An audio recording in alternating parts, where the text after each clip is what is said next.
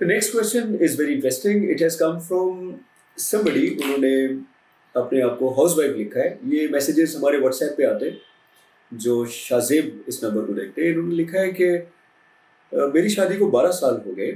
Husband 3 साल बाद आते हैं. अ, ताल्लुक मजबूत नहीं है. बेहतर बेहतर कैसे करूं? लोग ये लॉन्ग डिस्टेंस रिलेशनशिप जो है इसको मैं कैसे मैनेज करूं? So thank you so much. It's a very sensitive issue that you have asked me to speak about. खातून है, उनके हस्बैंड आपके हस्बैंड पाकिस्तान से बाहर हैं और वो 3 साल के बाद तशरीफ लाते हैं.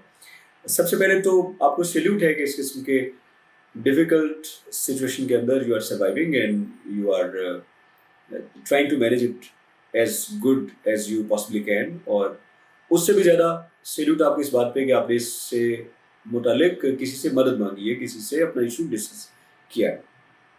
तो सबसे पहले तो मैं आपको ये गुजारिश करूँगा, I go to so many countries और मैं वहाँ पाकिस्तानी से मिलता हूँ, तो हमें उनके साथ भी एम्पैथाइज करना है because they live in, I don't know आपके हस्बैंड जो हैं वो किस तरह की जॉब करते हैं. वो किसी ऑफिस में मैनेजरियल लेवल पे है या वो मेहनत मजदूरी करते हैं. अपनो आइडिया आपके हस्बैंड जो भी करते हैं, सबसे पहले तो आप और वो आप दोनों को बैठ के अपने रिलेशनशिप की, अपनी फैमिली की कोई विजन बनाने की ज़रूरत है कि आप चाहते क्या हैं अपनी ज़िंदगी के साथ.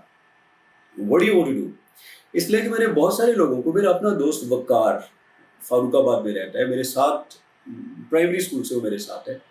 उसने परहैप्स को 20 साल दिए हैं दुबई और सऊदी अरब में उसने गुजारे. And when he came back to Pakistan he was full of regrets. और उन दोनों मियाँ बीवी ने आपस में कोई वक्त नहीं गुजारा.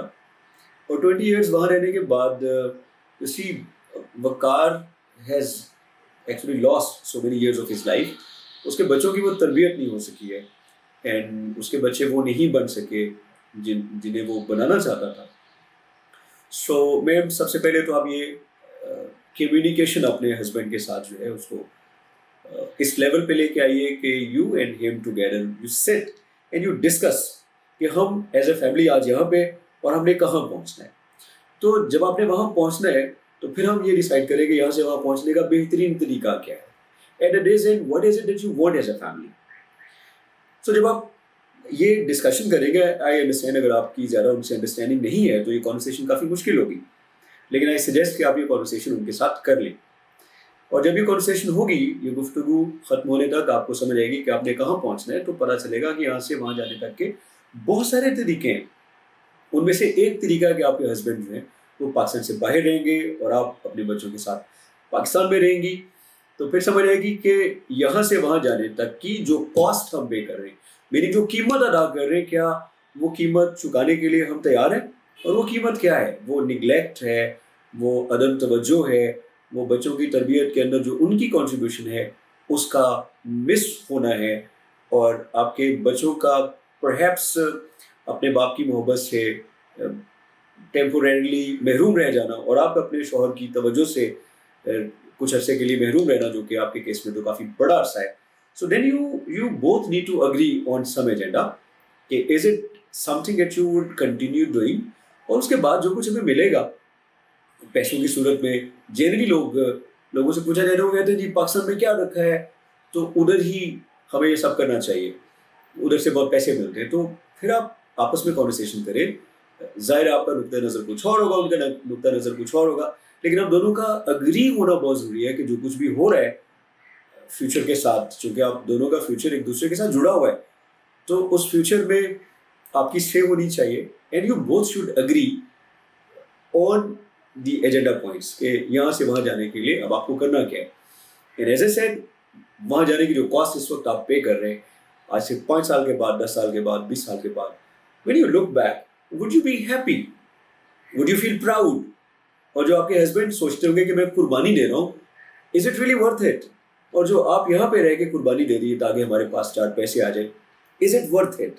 क्या वाकई इस कुर्बानी के नतीजे में आपको कोई ऐसा सब्र, कोई फल मिला जिसकी खातिर ये कुर्बानी देना ज़रूरी था? तो अगर मैं बाद में हमने पछताना है तो बेहतर है कि अभी पछता लें. और टेक अ डिसीजन।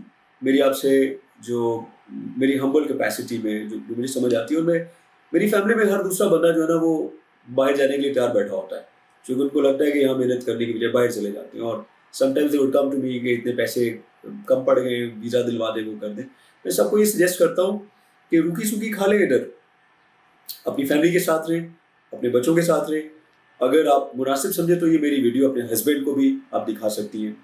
और अगर आपके हस्बैंड ये वीडियो देख रहे हैं तो मैं आपसे गुजारिश कर रहा हूँ कि प्लीज़ आपने जो भी रास्ता चुना, मैं कौन होता हूँ कि उसके ऊपर मैं कमिट करूँ। एट द सेम टाइम वो चीज़ जो 10 साल के बाद जिस पे आपने पहुँचना है, उस नतीजे पे अभी पहुँच जाइए। उन लोगों से सीखिए जो आपके रास्ते पे थे, तो उन्होंने क्या पा लिया है 5-10 ईयर्स बाहर गुजारने के बाद।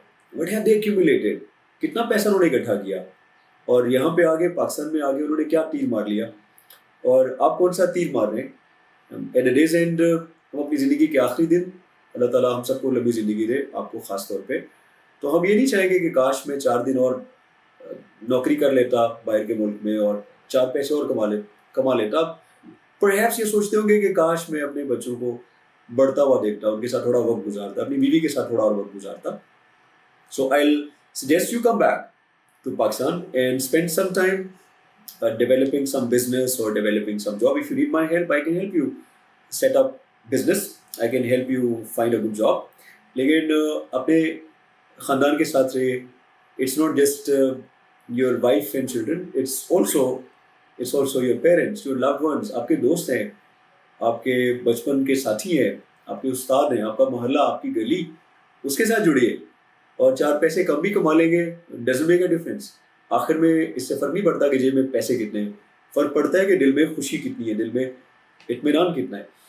और बहन, आखिर में अगर इनमें से कुछ भी नहीं होता and your husband still decides to live out of Pakistan and he still continues to come after this longer period of time, तो फिर आप उनसे टाइम के ऊपर निगोशिएट करें। उनसे कहें हमें कम पैसे भेज दो, लेकिन तुम जल्दी आओ, साल में 2 दफ़ा आओ, हर 3 महीने बाद आओ, राइट। और वो जो पैसे जमा कर रहे हैं, आई नो कोई ना कोई मकसद होगा आपकी नज़र में, लेकिन at this end as I said उसकी कॉस्ट परहैप्स बहुत बड़ी है जो आप पे कर रहे हैं।